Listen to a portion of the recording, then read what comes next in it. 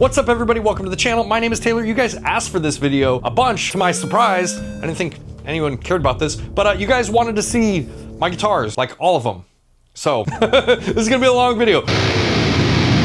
By the way, real quick, today's video is brought to you by Sweetwater and �XVibe. If you find your live show being tied down by cables, then today's sponsor might be able to help you out. �XVibe makes a plethora of products to make moving around on stage easier without completely busting your wallet. The two products I use in particular are the U3, which will make any dynamic microphone wireless just by plugging it in, but more often, and I'm assuming the one that will apply to more of you as guitar players, is the U4 in-ear monitor system. The U4 in-ear monitor system is a really easy to use mono in-ear system that I like when you are playing in a room with less than stellar monitoring. It provides a really quick and easy way to monitor yourself, whether you are a guitar player or a singer, etc. It has 24-bit 48 kilohertz audio quality with less than 5 milliseconds of latency. It uses 2.4 gigahertz wireless technology with a range of up to 90 feet. I actually made a video on this a long time ago and I tested out that range, and yeah, it worked right all the way up until I got about 90 feet away from the transmitter. And I can't imagine a scenario where you want to be that far away from your band on stage, unless you've been on tour for a whole month with no showers.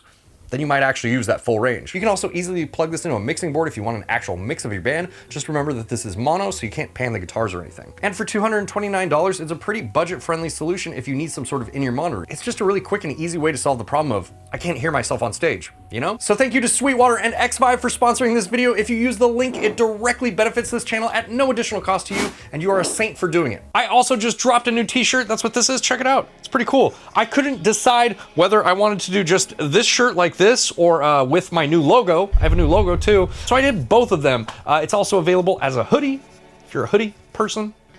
Yeah, it's there. Link in the description. Let's get into the guitars. All right, so the way that I'm gonna do this is just go through the guitars that I have out first, and then we'll start digging through cases and stuff. This is my first one here. This is the Jackson American Soloist. This is a sweet guitar. I love playing this guitar, man. It is just a very, very nice guitar. We have the stainless steel frets. Of course, my preferred EMG 81 and 85 pickup set. I actually like the X's a little bit more, but 81 and 85 is still a solid choice. I disabled this volume knob. I actually moved the volume knob down here. So this is my volume for this. This one just doesn't do anything. I had a problem. I kept rolling this volume back while I was playing, so that's why I did that. We have a Floyd Rose 1500. Just a very, very solid playing guitar. Of course, it is neck through. We have those anodized, however you say it, metal backplate and electronic cavity cover. Little battery compartment here. Makes getting batteries in and out easy. 𝐒𝐄𝐂𝐈𝐀 locking tuners. Just a really, really solid guitar. I've been playing this one a lot lately. It's definitely one of my go-tos. That's why it's just sitting over here on a stand against the wall. Let's go to the next thing that I have out here. It's Harley Benton.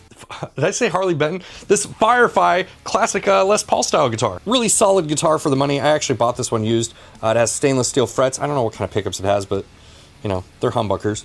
And then going up here, these are like some of the nicest, you know, if you watch the video, you probably know this already, but these are some of the nicest tuning pegs I've ever felt. Now, of course, again, if you watch the video, you know that it is really authentic in the fact that if you drop it, it will crack the headstock. So we'll let this dry for 24 hours. We'll see if that holds up, and then we'll put it back together and get new strings on it and set it up.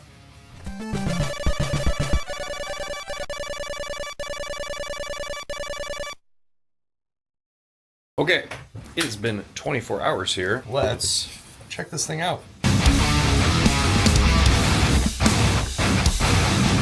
All right, it looks like it actually worked. If you've done guitar repair, you're probably watching this and like, yeah, it worked, you fucking idiot. That's how you do shit. I found it out the hard way, but my repair is holding up here.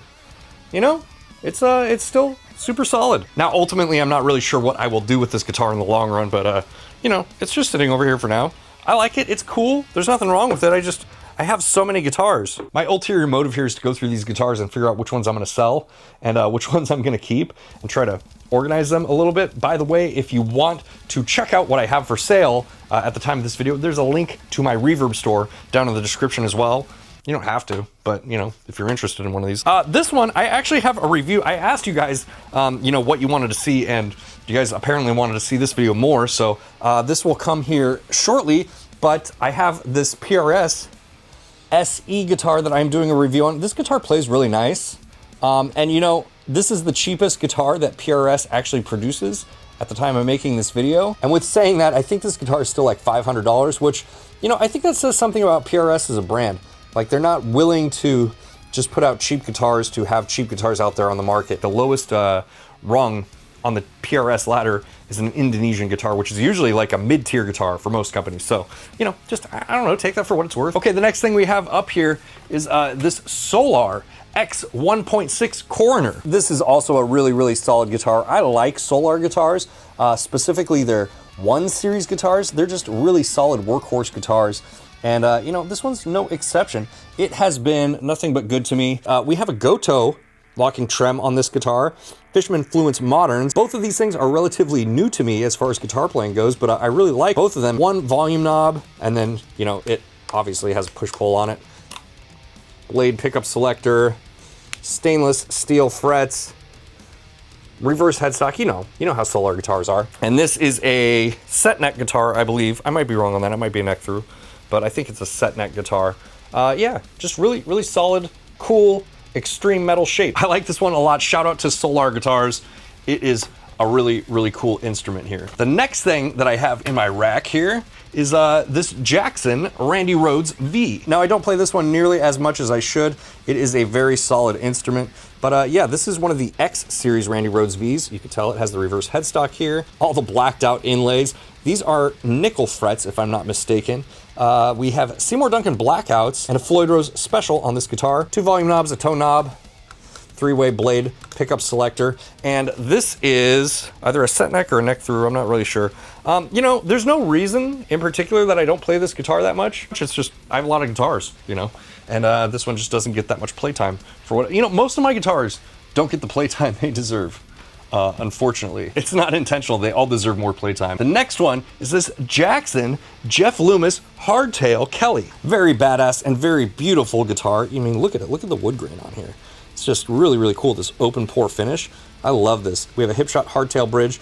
Seymour Duncan Jeff Loomis pickups. I'm not sure, these are kind of like blackouts. They're just very, very extreme output, just like the blackouts. These I found I need 2 noise gates with, 3-way selector and a volume knob. I love this layout. I love this configuration. The volume knob is way down here out of the way. Everything's out of the way of your hands. Jeff Loomis knows what's going on. We have the heel truss rod adjustment down here. I believe these are nickel frets. They're not stainless steel frets, but that's okay. And then the raised Jackson logo. This is not a decal. It's actually like raised. Pretty cool. I believe this is a set neck as well. Maybe this is a neck through. I don't really know on most of these guitars. I apologize. And then we have Jackson locking tuners on this guy as well. Yeah, just a really, really solid guitar. I like this guitar a lot. I am a big fan of the Kelly body shape. We will talk more about that later in this video, but I'm a big fan of the Kelly body shape. I like this guitar a lot. You know, just like with most of the guitars, none of these guitars get enough. I don't play enough guitar in general. I spend more time editing videos than I do playing guitar these days. No, that's okay. I like doing that too. So the next thing I have up, this is one of my all-time faves for sure. This is my X Series Warrior. Now spec-wise, we don't have anything crazy impressive with this guitar. There's a Floyd Rose Pro Series. I swapped this out from one of my other guitars. So this is a Floyd Rose Pro Series tremolo. This has the brass block, if you can see that down there. You know, the thing that I really like about this guitar though is just the vibe. I mean, we just have the EMG8185 set, volume, tone, 3-way switch, nickel frets, rosewood fretboard, and then reverse headstock, which is really great. It is neck through, as far as I know. I don't believe this is a set neck. I believe this is a neck through. Made in Indonesia. Again, you know, there's nothing crazy about this guitar spec-wise, but it's just like the vibe of this guitar is so cool. That's why I like it so much. It is a 25.5 scale guitar, as with most of the guitars in my collection are 25.5 inch scale. I like playing this one a lot. It's a cool one. Yeah, I want to restore it here a little bit because if you look closely here, I got this guitar for a steal of a deal because there's actually a crack right there, if you can see it. I think this is as close as my camera will get and still focus. Yeah, there's just like a little crack right there. And as far as I can tell, it's been repaired. It's not structural or anything.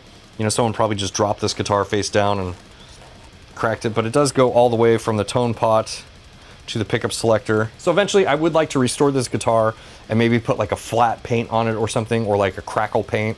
That'd be really cool, but you know, I don't know. It's just one of those things that like will happen one day. You know, I don't have any plans to do it anytime soon, but yeah, very, very cool guitar. Love this one. This one probably will be on my rack for a long, long time here. The next guitar we have is actually another Warrior. This is my Jackson, I don't know the model number, it's a baritone Warrior. And this thing has some really solid vibes too. I love that it is flat black. It has a Seymour Duncan Nazgul and Sentient. I believe it's Nazgul Sentient. Maybe I'm backwards on this. Nazgul Sentient. We have a hardtail bridge. This is not a hipshot bridge. It's just a hipshot looking hardtail bridge. Kill switch, not the biggest fan of that, but you know, it's cool, it's there. One volume knob. We have stainless steel frets. This is a 27-inch scale length. Of course, reverse headstock with a blacked out logo, blacked out shark fin inlays, just like on the Rhodes V. Neck through construction, locking tuners, Jackson locking tuners, made in Indonesia. Just a real chungus of a guitar. This guitar sounds pretty unique from any other guitar that I have, and you know, that's why I have it on my rack still. I actually have this set up in drop G or something like that. Drop G sharp maybe. And it just sounds so mean and aggressive. And a lot of that is because of the Seymour Duncan pickups that are in it. They just have this really like gnarly bite to them that I really like, especially in that super low tuning. It helps things kind of cut a little bit more. So cool guitar, I like it a lot. Next up, I've had this guitar for a long time. This is my Jackson 7.3.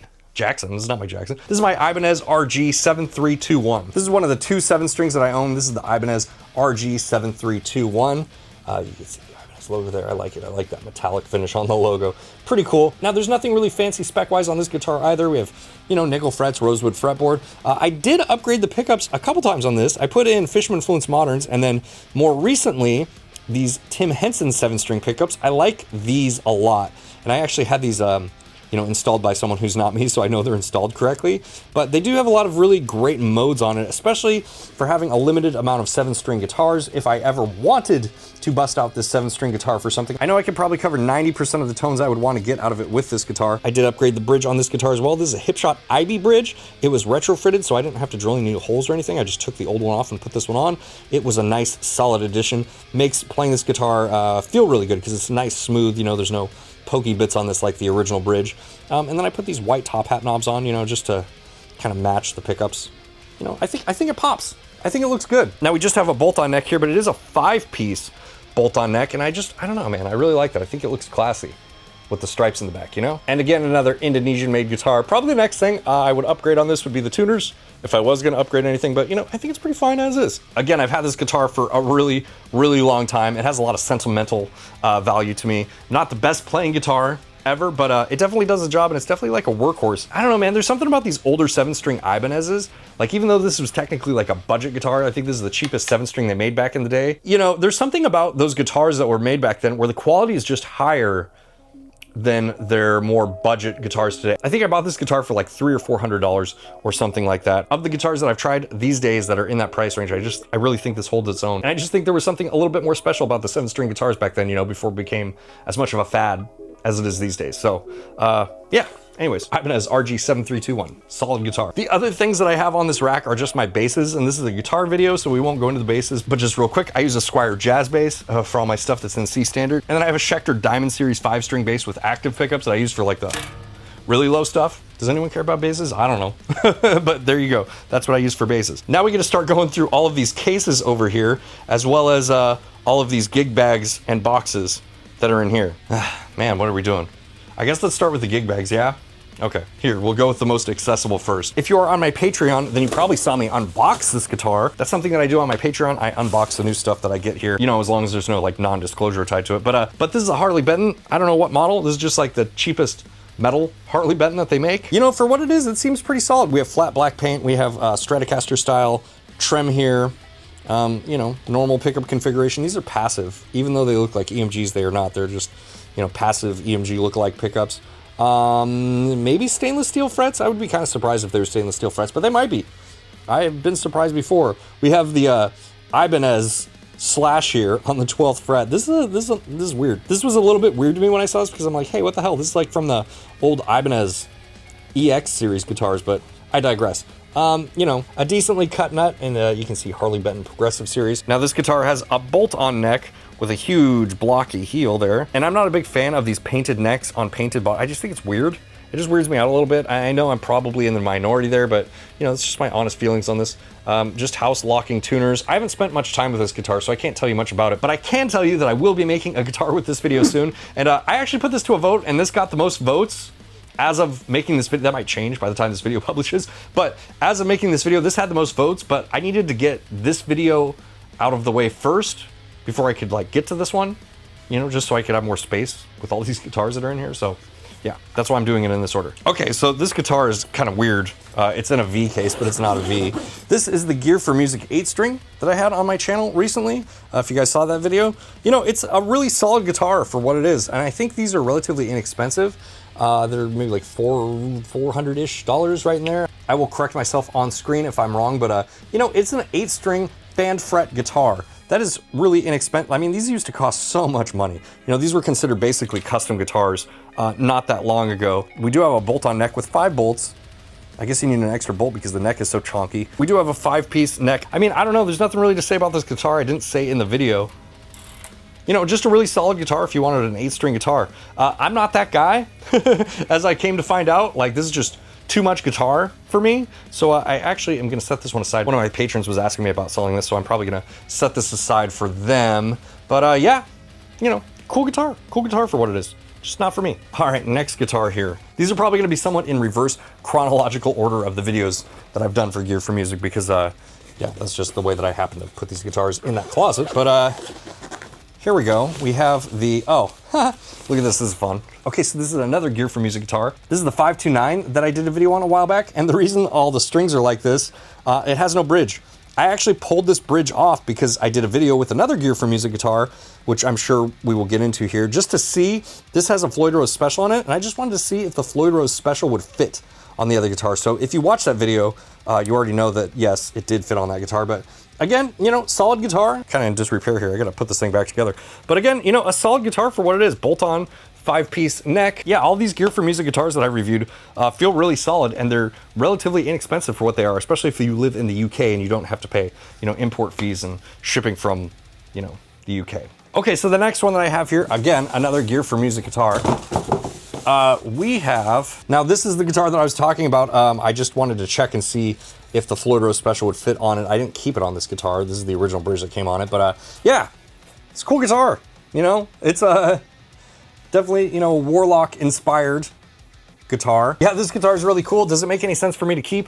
I don't know, man. It's like, you know, I have a hard time because I look at all these guitars that I have and that I don't even get to play, and it just makes me think like, why are they just like someone else could enjoy these? So we'll put this one over here in the sell pile, actually. Maybe I will end up donating it. I just donated a bunch of guitars recently. So I'm gonna get all this stuff loaded up. I'm gonna take it down to the donation center, and then I want to talk to them about like who they are, maybe give you guys some insight into hopefully some similar things that might be close to you if you are looking for an instrument and you can't afford one, or you know, you just have a plethora of old instruments that you need to donate. Both those situations. Hopefully this spreads a little bit and we can you know, keep this guitar community alive with charity.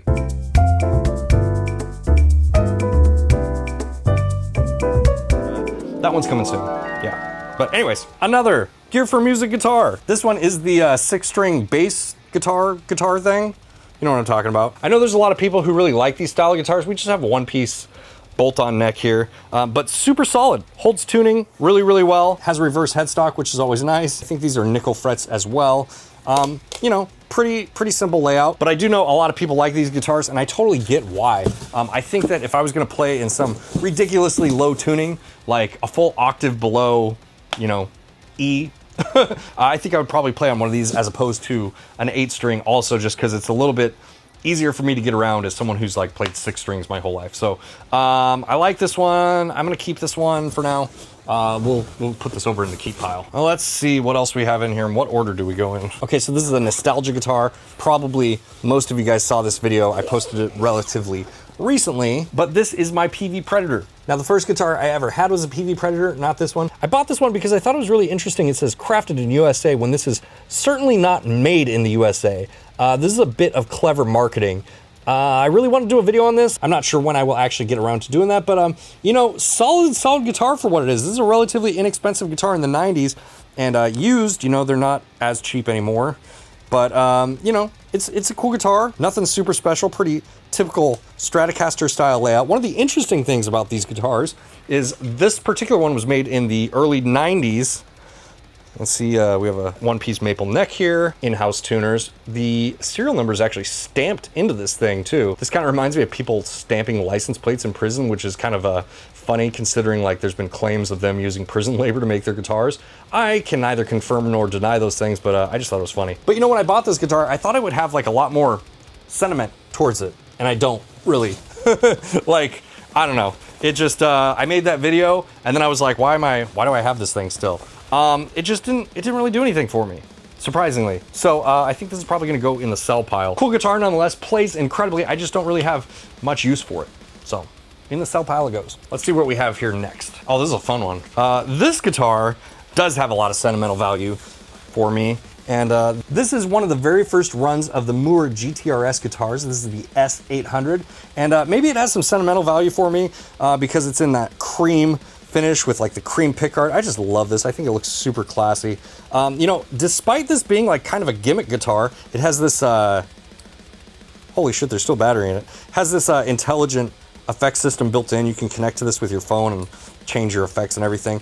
You can turn it off and just use it as a normal guitar as well. And despite it being sort of a gimmick guitar because of that, it actually plays really, really incredibly. I mean, we have a roasted maple single piece neck here. The Mooer GTRS tuners, these are actually really nice for what they are. You know, I like this little tiny carve here. I mean, it's not crazy. We still have a pretty blocky heel, but it is, you know, it's nice. It's a little bit of an effort. I think this guitar just looks and it plays really, really nice. And this one's a little bit undecided for me. And this one does have some sentimental attachment from me, so I don't know if I want to let this one go or not. This is actually one of the first guitars that anyone ever sent me for doing my YouTube channel. And I think for that reason, it, you know, it has a place in my heart a little bit, you know? I might have a hard time getting rid of this one, so I'm gonna remain undecided on this one for the time being. Let's put this back and see what else we have in there. Oh, this is a fun one. Okay. Uh-oh. Oh no, these guitars are gonna fall. Don't fall. Shit, these guitars are stacked like Jenga blocks, dude. It's like I take one out and the whole thing's gonna fall over. But this is another fun one. Some nostalgia here for some similar reasons. Let me show you what I have going on here. This is an S by Solar E4.6 something, I think that's what it is, E4.6. This is a really cool guitar. The S by Solar is Solar's budget line of guitars. We have, you know, nickel frets here. You know, just unbranded tuners, string through body bridge, nothing really spectacular spec-wise, but I love the body shape of this guitar. This guitar actually really makes me want to get a more expensive Solar E-shaped guitar, so maybe that will happen in the future here. On the back, we have a similar thing going on here where it's like the painted neck on the painted body. I just wish this was plain. Like, I just think if this was plain or roasted, even maple, like the Mooer's guitar we just looked at, it would be so much nicer. But, you know, again, I think I'm the minority on this. I think most people are fine with this situation. It's like a personal pet peeve of mine. But very cool guitar, very surprisingly comfortable to play. And like I said, after I played this guitar a little bit, I was like, damn, I kind of want like the Solar version of this with a Floyd Rose on it. It'd be so sick, so maybe that'll happen in the future. This one is gonna go in the sell pile, however, because I never play this guitar, and if I wanted to play a Solar, I'd probably just play that X series, so yeah. I almost forget that I have this guitar sometimes, you know? Yeah, let's see what this one is. This is a very, very cool guitar. It actually has a little bit of a story behind it. This is my LTD Viper 256. This is such a cool guitar and such a cool idea by LTD to release this, just, you know, with this vintage look to it. It's got the gold hardware, the binding, you know, nothing special going on here with the fretboard or the frets. I think they're just nickel frets. We actually have, you know, the matching pickup covers, but the person that I bought this from actually swapped out the bridge pickup here with a Seymour Duncan Invader. I think that's what that, God, look at that thing. It's so beat up. You know, pickguard. I mean, this guitar just reminds me of 𝐏𝐂𝐄𝐈𝐀𝐋. And that's exactly why I bought this. It is a set neck guitar, and look, it even has the artificial aging here on the neck. Pretty cool. Made in Vietnam, like all the other 256 guitars. Now, their 256 line are their like vintage recreation lines. The 𝐒𝐏𝐄𝐈𝐀𝐋 256s are really cool as well. If you remember, I used to have one of those guitars, but I ended up selling it because, again, I just never played it. So it didn't make sense for me to keep. I bought this guitar in the early days of Sacrificer, and what I was listening to a lot then, and you know, surprisingly, like what Sacrificer ended up becoming was nothing like this, but what I was listening to a lot back then was like Ghost and Blue Oyster Cult, and like, you know, occult 70s rock and roll. And, you know, I don't know, I just vibed with this guitar instantly. I think I got this on Reverb or something like that for a really good deal, and bought it, never played it, now it just sits. I will probably sell this one. It'll be a sad one to sell, but I think it's probably for the best. Maybe I will actually just have to get a Gibson SG to replace this eventually. For a lot of the similar reasons, I bought this guitar as well. This is a guitar that like I always wanted when I was a kid, but I can never afford it. And I still probably couldn't really afford one or wouldn't want to pay what they're worth. But you know, at some point in the early 2000s, Squier actually started making Jaguars. So this is a Squier Jaguar. And again, totally a guitar that I just bought for its looks and its aesthetic and its vibe. And especially at that time in my life, I was listening to a lot more like alternative rock and just kind of getting back to my roots with like Weezer and Nirvana and stuff like that, and just really wanted one of these guitars. And that's why I have it. You know, I think I bought this guitar new for like $250 or something like that. You know, nothing to write home about. We have a bolt-on glossy neck. I know most people hate that. It's actually fine. I don't mind it on this guitar at all. Crafted in Indonesia. I just thought it was really cool. This might be one of the last guitars.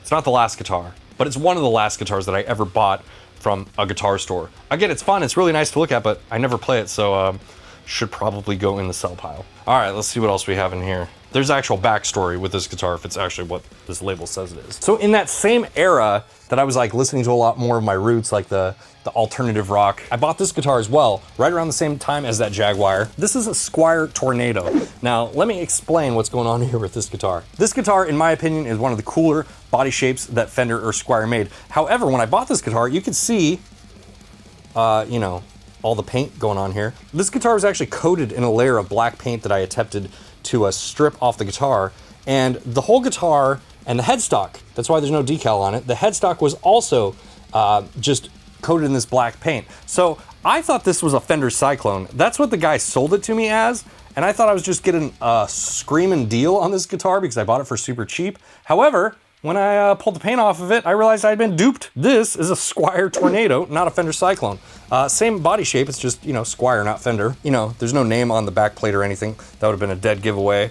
You know, nothing on the headstock. It all came off when I stripped the paint off this guitar. Now, there's nothing wrong with this guitar besides the aesthetics of it, but, you know, I just lost my motivation to fix it up after I saw that. And you know, I was looking for a cool guitar. I was looking for like maybe one of the Kurt Cobain guitars, the Jag Stangs, or like a Mustang style guitar. And I found this one, bought it, and then you know, when I stripped the paint off, that happened, and then it's just kind of sat in a gig bag ever since. And then I think I ended up buying that Jaguar right afterwards, and I was like, oh, this fills the gap that I was looking for. Because of that, this guitar is just here.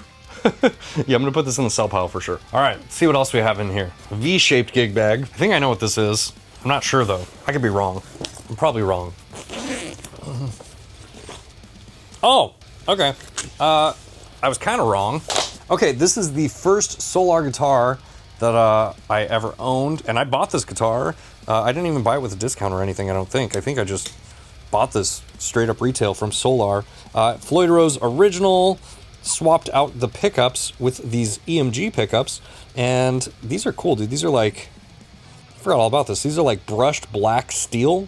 Sweet pickup set. That alone actually makes me want to play this guitar right now. But anyways, yeah, stainless steel frets. There's no cracking here. People always ask me about the fretboard cracking. I've never had that issue with a Solar guitar. Reverse headstock, of course. Locking Solar tuners. It's neck through, or set neck, I believe. One of the two.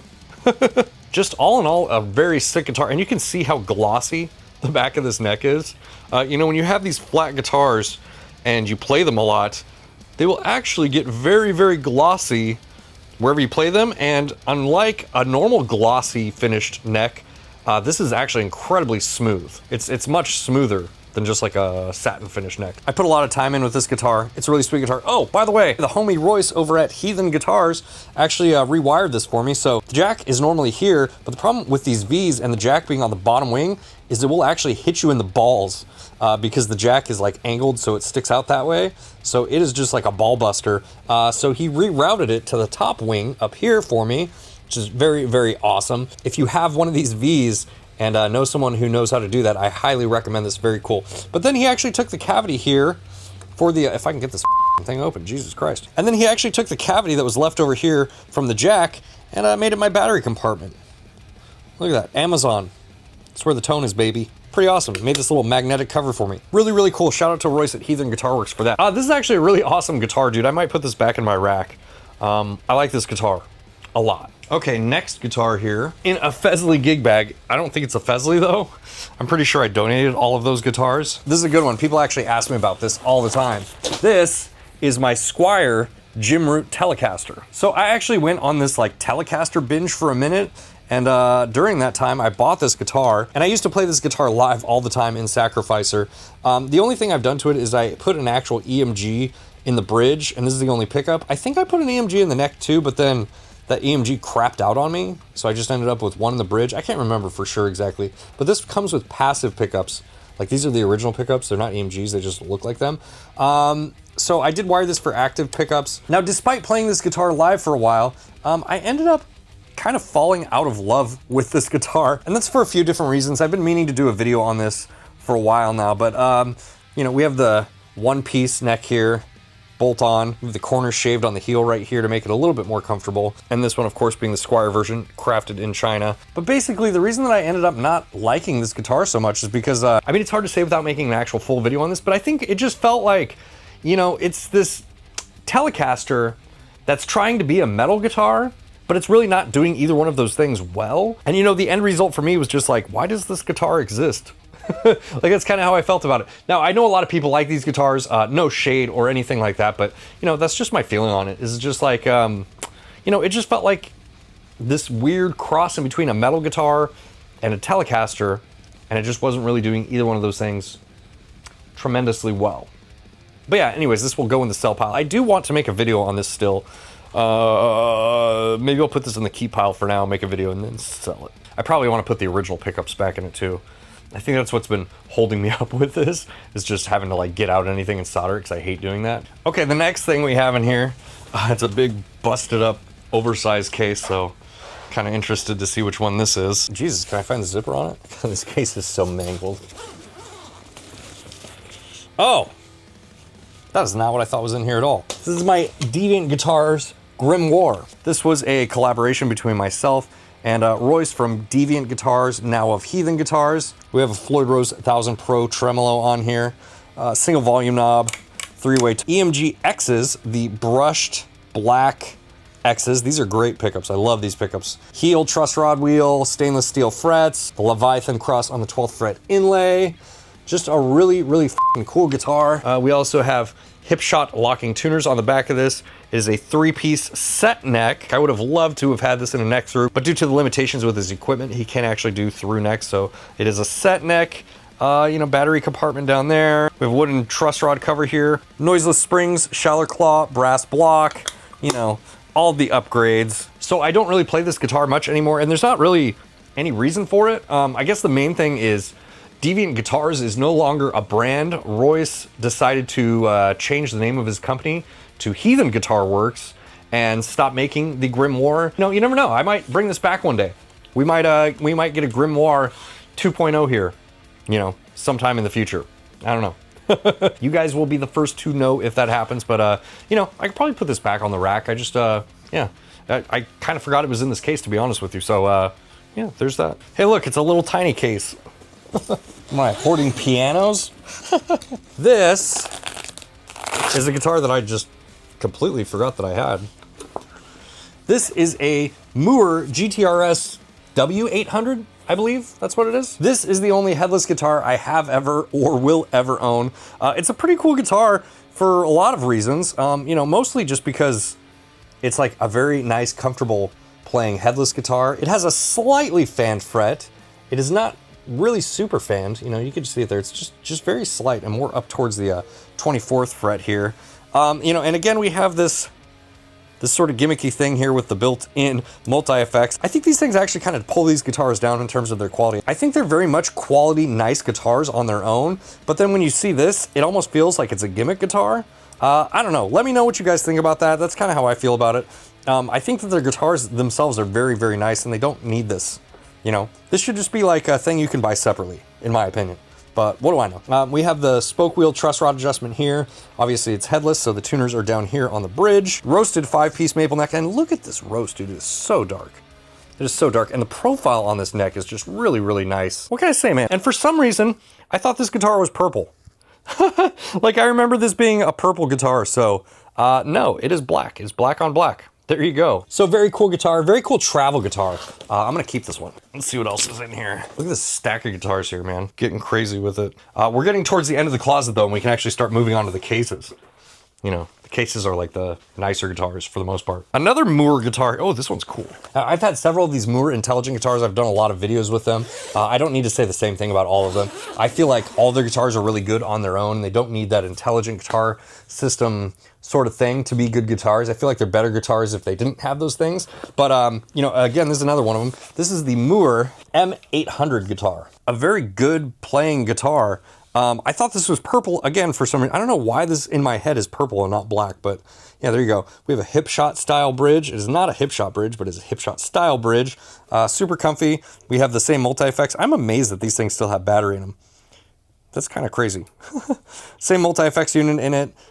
You know, pretty typical stuff here. You know, what's cool about these guitars, if I didn't mention earlier, all of them have pickups that can emulate other pickups. So you can make these like P90s, or single coil pickups, or whatever you want, you know, piezos. We also have the truss rod adjustment down here at the heel. Now this guitar does have a bolt-on neck, and it is interesting because it's a flat finish neck on a gloss finished guitar, which I thought was kind of cool. I would still prefer this if this was just a natural finish like roasted maple or something. This one actually has locking GTRS tuners on it though. Pretty sweet. Now I struggled to decide what to do with this guitar because while this is a guitar that I probably will never play, I do like it a lot, but that's kind of the point, isn't it? It's like, if I'm not gonna play it, should I keep it? I don't know, man. That's why I have so many of these things, is because I can't ever get rid of them. We're gonna put this into the sell category for now. Okay, we got 2 left in the closet here. Oh, this is in my Jackson Warrior case. So I know it's not a Warrior, but it is gonna be a larger guitar. Let's see what we got in here. Ah, yes. This is my X Series Kelly. You know, in a lot of ways, this reminds me of that Viper, like with the vibe. I mean, we have the gold hardware, we have the perloid fin inlays, gold EMG. I put an 81 and an 85 in this guitar, both gold to match the hardware. Despite this being a special, this does have a brass block in it. I plugged up the volume hole and moved the volume down here to the tone knob. 3-way switch. You know, we have the binding on this guitar. I just think that this is such a, I wish I could get rid of some of these reflections so you could just see how beautiful this guitar is, but it is just such like a cool looking guitar. It's gloss finish, not my favorite, but whatever. I believe this is a set neck guitar. I don't think this is a neck through. Might be though. No locking tuners, just the normal Jackson tuners on here. I think it's still dirty from when I knocked over my coffee cup with it that one time.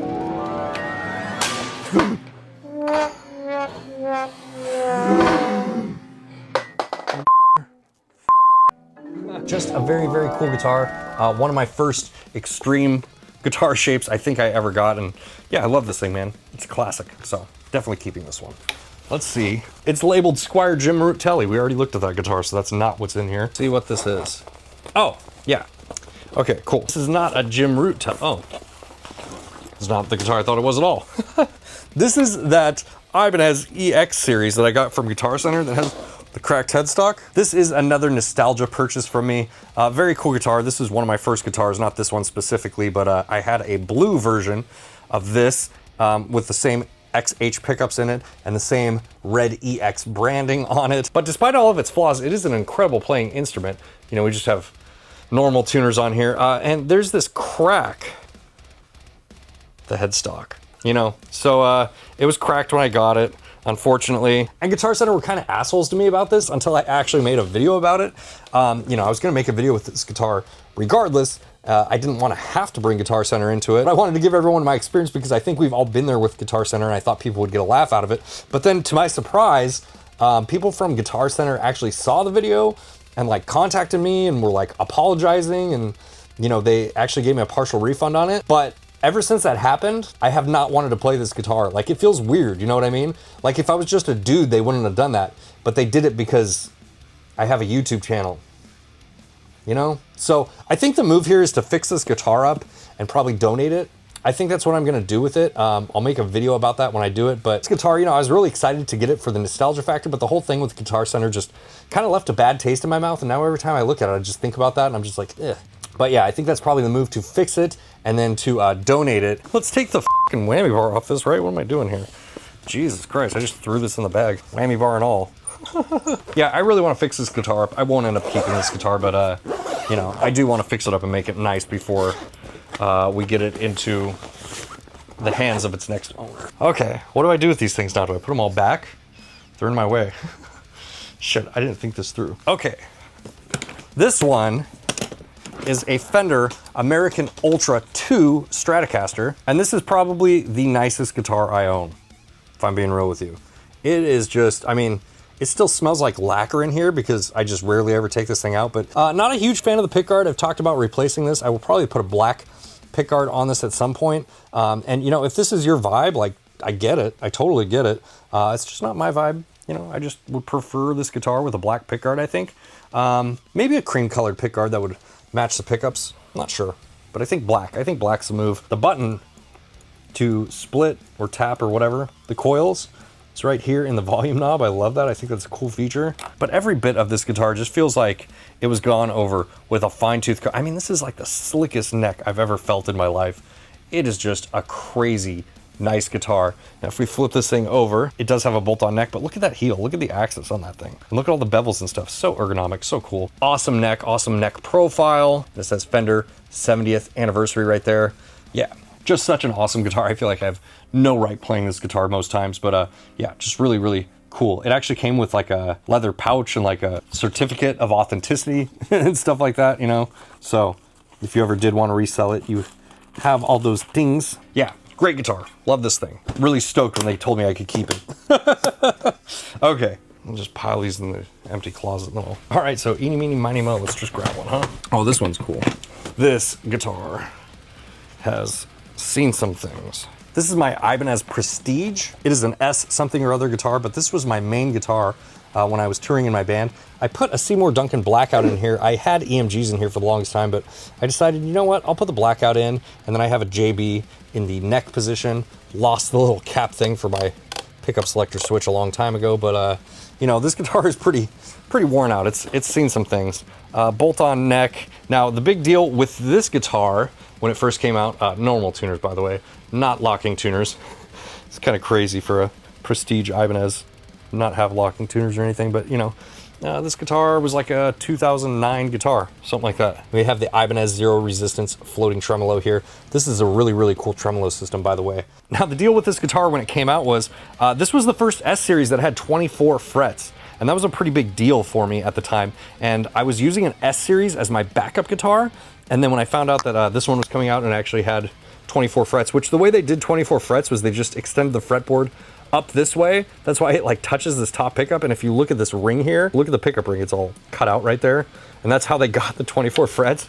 But you know, like I said, at the time, an S series with 24 frets sounded pretty badass. And you know, that's why I have that guitar. And you know, this is another one of those guitars that I just never play anymore. It does have wider string space. I think all Ibanez's have slightly wider string spacing, if I'm not mistaken, but it's definitely noticeable after you've been playing other guitars for so long. But yeah, definitely a nostalgia guitar. More good memories than bad memories with this guy. Yeah, pretty cool one. Okay, this one is pretty cool also. This is my Telecaster. Let me show you what's going on here with this guitar. There's quite a bit. This is my Fender Modern Player Telecaster. You know, this is a made in China guitar, but it is a Fender guitar. And this was a relatively inexpensive Telecaster. The body is made out of pine. I put a hip shot bridge on here. You know, this is something that I might actually take off because I felt like every modification that I did to this guitar actually took away from, you know, what made it special as a Telecaster. I put this control plate in here. That is a coil split for the pickup. Now, I put the stock pickup back in here. I actually had that black winner in here for a while, and it was just way too shrill. You know, a black winner on top of just a Telecaster twangy sort of sound was just way too much. But you can split these coils and use it as a single coil there, which is what's nice about it, or you can use it as a humbucker. And I believe I flipped the control cavity around so that the selector's down here and the volume is up here. Not really for any particular reason. I just thought it was cool having the selector down here. Thought it was kind of unique. You do have a middle pickup here and then the classic neck pickup as well. And, you know, other than that, there's nothing really super crazy about this guitar. Like I said, it's a pine guitar, a maple neck with the stripe down the middle. You know, crafted in China, the normal tuners. And, you know, this guitar is actually one that made me develop the opinion that I have on the Jim Root guitar because When I played this guitar for the first time, I was like, oh, I get it, because they're such unique guitars. They like have this twang and this like, I don't know, this sound to them that's really, really unique. So I think having an actual Telecaster in the studio is a really valuable tool to have. However, with that being said, what I've done to this Telecaster was almost start turning it into a metal guitar, and I dialed that back by putting the original pickups back in it. I realized the original pickups were a little bit lower gain and had a little bit more of that unique sound I was looking for with them. And, you know, again, with the hip shot, I don't know. The hip shot definitely gave it a little bit more sustain and a little bit more body. But the original bridge that comes on these guitars is almost painful to play. So maybe I'll leave the hip shot on here. I'm not really sure. I don't get out this guitar much these days anyways, but very cool guitar. Oh, the other thing, with this guitar being made out of pine, it dents so easy. So, you know, that's another thing about it, I guess I would mention. Let's see what the next one is. Okay, this one is one of my babies. I love this guitar. This is an LTD SC500, and this guitar is kind of dirty. It needs a good setup and cleaning. It's just a black guitar. We have a JB in the bridge, a no-name pickup there in the middle position, and a Seymour Duncan hot rails in the neck. There's the SC500 plate. Interesting control cavity, volume, tone, and then there's the pickup selector there. Interesting placement for that. And it is a set neck guitar. As far as I know, it's a set neck guitar. You know, black gloss, just kind of classy looking, just normal ESP tuners. So this is a signature guitar for Stephen Carpenter from the Deftones, and this is just like one of the production runs that LTD did. You know, it's nothing like crazy special or whatever, but it has a lot of significance to me. This might be one of the first nicer guitars that I ever owned. I bought this from my homie Jason. Jason, if you're watching, thank you. I bought this from him when I joined a band with him, and I felt like I needed a guitar just to hang in the band. Yeah, I just wanted a metal guitar to play in a metal band with, so I bought this from him, and like I said, I need to put some love into this because it's definitely a guitar that I will probably have forever. That's the story behind that. Okay. You can even see the notes for a song that I was writing in that band. It's still in this case, and these notes make absolutely no sense. There's no like tabs or anything like that. It's just me trying to describe the riffs so that I remember them. That's funny. All right. This is a guitar of the same vintage, I guess you could say. This is my LTD MH300. Very cool, very metal guitar. Came with an 81 and an 85 before that was ever a pickup combination that I used regularly, so that's pretty cool. We have a Floyd Rose Special in here. Now this is actually a neck through guitar, something that is not really common at all with lower price point LTDs anymore. It's very reflective, you can see my face in it. Nothing super special about the tuners here, made in Korea, pretty much on par with the Stephen Carpenter, but just in this cool transparent red with the false binding there. Just a cool solid guitar that I used to use a lot in my old band. Is there anything cool in the case? No. It's not even a whammy bar in the case, what the f***? All right, let's grab another one. Let's get this one out of the way because the case is f***ing huge. Okay, this is a very large Solar case, so I'm sure you can kind of figure out what's in this. This is a Solar V1.6 𝐏𝐂𝐈𝐿𝐄. Very cool guitar. I use this guitar in a couple videos, and you know, we have just the things you come to expect from Solar guitars: stainless steel frets, ebony board. Again, no splitting on the board. I don't know what that was all about. The original Seymour Duncan pickups, and then an Evertune. This is the only Evertune equipped guitar that I have. And then it has this kind of open pore finish, not as much as the Jeff Loomis. And of course, like the black splatter paint job. One volume knob, one switch there, pretty cool. God, these V's are always so hard to get out of the cases. And it is a set neck guitar. I believe it's set neck, I don't think it's neck through. Set neck guitar with a satin finish on it. On the back, on the fretboard here, we have Solar locking tuners here as well. Overall, just a really solid guitar. Really great guitar for recording because of the Evertune. Like if I ever have some slamming riffs that I need to record that, you know, I'm having a hard time staying in tune while recording, this is the guitar that I get out for doing that. Yeah, next guitar. Ugh. Another very nice guitar that I probably have no business playing. This is the other Fender American Ultra guitar that was in the video that I made for them in October of last year.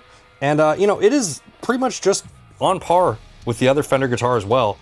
Just a very nice, solid guitar. It has almost all of the same specifications. Noiseless pickups here are a little bit different. The fretboard, I think this is rosewood, the other one's ebony. You know, little things. Obviously this has a normal 3-ply pick guard instead of that metal pick guard. It's in this blue sparkle finish. Yeah, they actually ended up letting me keep both these guitars, so really stoked that they let me keep this one. I actually might like this one a little bit more just because of the color. It reminds me of Weezer. I'm a big Weezer fan, if you don't know that. But, you know, for the most part, these guitars stay in the cases because, yeah, I almost get nervous. Like, I'm getting nervous having it out of its case right now. I need to put it back. Anyways, very cool guitar. Let's move on here. This is a fun one. This is an Agile. This is my Agile Scepter something. I don't really know. Some bullshit. But this is my Agile guitar. Very, very cool guitar. I got this guitar for a steal of a deal. Not when Agiles were popular, but actually kind of recently, like within the last 5 years or something like that. And I bought this guitar specifically to play in American Me when I was playing with them. It's a 27-inch scale guitar, and the homie Royce over at Heathen actually took down, this neck was like a problem. It was a baseball bat of a neck. So he actually reshaped this neck for me and then gave it a natural finish. So much more comfortable to play now. We do have a line up here and a line down there, but honestly, I don't care. It is so much more of a comfortable guitar to play now than it used to be. And the other thing here, there's Seymour Duncan Blackouts in this guitar, and this is my first time ever playing Seymour Duncan Blackouts, and I definitely needed 2 noise gates when I was playing in American Me. These pickups are just so hot. I'm also missing a screw right here. I noticed that the last time I played it, I was like, where the f did this thing go? No wonder that string wasn't intonated. And we also have Grover tuning pegs. So if you are deep on the Agile lore, then you know how cool these guitars are. But yeah, just like a little piece of history here, you know? Anyways, moving on. This one's pretty awesome. I like this guitar a lot. I need more guitar racks so I can keep these guitars out where I play them more often.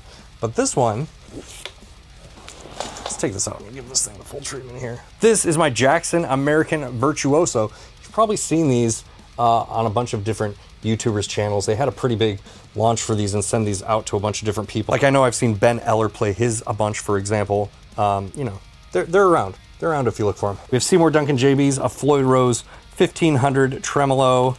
I can't remember if this is the volume down here and then this just does nothing, or if I haven't done anything to this guitar yet, but you know, it's just really nice. We have a roasted and regular maple 5-piece neck.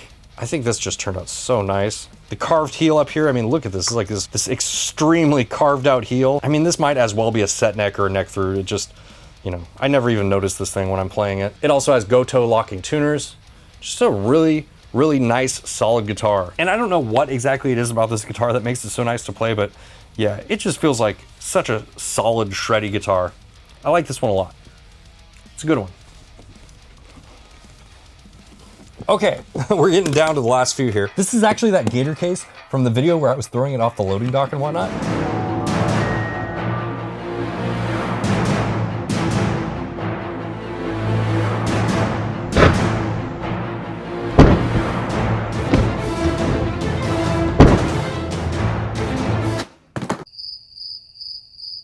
Okay, it survived and I still use it, so, you know, this isn't an ad for gator cases, but I thought that was pretty cool. This is my Jackson X series soloist. I think it's a Slat X something or other, I don't know. It's got the 3x3 headstock, rosewood fretboard, nickel frets, EMG 8185, these came stock. Floyd Rose Special, I believe there's noiseless springs and a brass block in this. The pickup config, I really like this actually, how the tone knob's way down here, volume knobs here, and the selectors here. I thought that was pretty unique the first time I played it.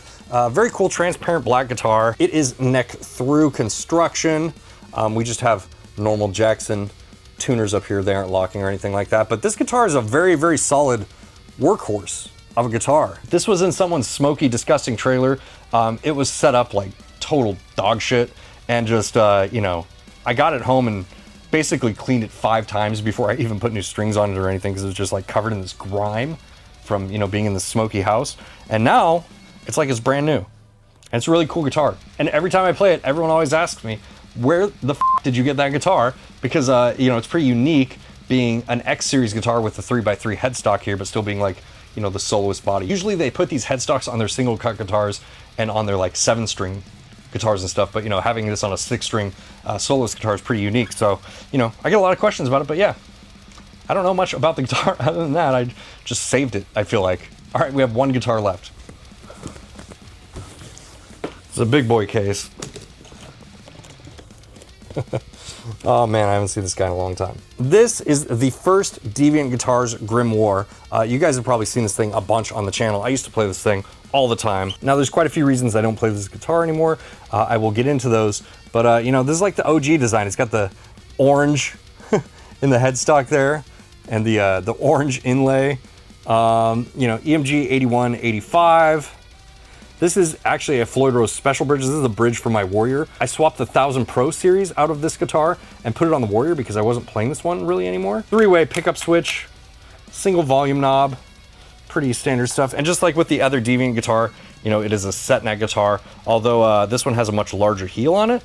It is really carved out though. It doesn't get in the way at all. But, you know, it does have a much larger heel. The other heel is more sloped. And then hip shot locking tuners on this one as well. And the main reason I don't play this guitar as much is just like the fit and finish of this guitar is not quite on the level of the other one. So, you know, this guitar is just never one that I want to bust out and play for that reason. Like if you look here, you can just see spots where the fretboard's pretty rough, where, you know, the frets themselves, while not sharp or sticking out or anything, just a little bit rough. Royce's craftsmanship was definitely not at the level it is at when he made the second one, or even today for that matter. But you know, it's just a little rough around the edges. Not a big deal at all for a prototype guitar. But yeah, essentially that's why I don't play it. And I actually have, if you look up here, you can see that pink foam cutout that is up there. That is actually the original test that we did on his CNC for this guitar. So if you don't know the story, let me paraphrase it for you here real quick. Royce had contacted me. He was starting to make custom guitars out of his garage. And he was like, hey man, I like your channel, and just asked if he could make me like a custom guitar. And when we started talking about it, he was like, oh, I can make you like your custom shaped guitar. You know what I mean? So I was like, oh, that's super interesting. So he offered to make me my own custom shaped guitar, and that's how we came up with this design right here. This is basically a marriage in between a Jackson Kelly. And it has like an elongated, sharper horn, whereas like the Kelly horn points down. And I just think the design looks so much cooler like this, you know? I really, really like this body shape a lot. But yeah, anyways, that's how the whole design came into existence. And he stopped making it, and he actually handed me like the design files and was like, hey, if you ever, you know, want to have someone else make this guitar, here you go. They're yours. And I just haven't found anyone else to make the guitar yet. You know, it's kind of like a dream of mine to put these into production one day and just really like nail down the specs and really nail down everything and get them into production. Because while he was selling these guitars for a while, and they were technically like a signature model, I guess, you know, there were just still some things that I wanted to dial in and change about it a little bit. But even on this first one, I think this first one was like 85% there, if you know what I mean. So who knows? Maybe one day in the future, we will have another run of Grimoire guitars. But, you know, as of right now, these are just kind of in cases at my house. All right, thank you guys so much for being here, and thank you guys so much for requesting this. You know, you guys leaving me comments and asking to see things in videos is how I know what videos to make a lot of the time. So I really appreciate all of you that take the time to comment. Obviously, if you like this video, make sure to hit the like button. And of course, if you really, really like what I do here on the channel, you can be super OP and join these lovely people over here on Patreon, where we do exclusive content, behind the scenes access. We have a Discord server that I'm in, all sorts of stuff like that. And lastly, the new merch.taylordanley.com, or link down in the description. Thank you guys so much. I'll see you in the next one. Bye.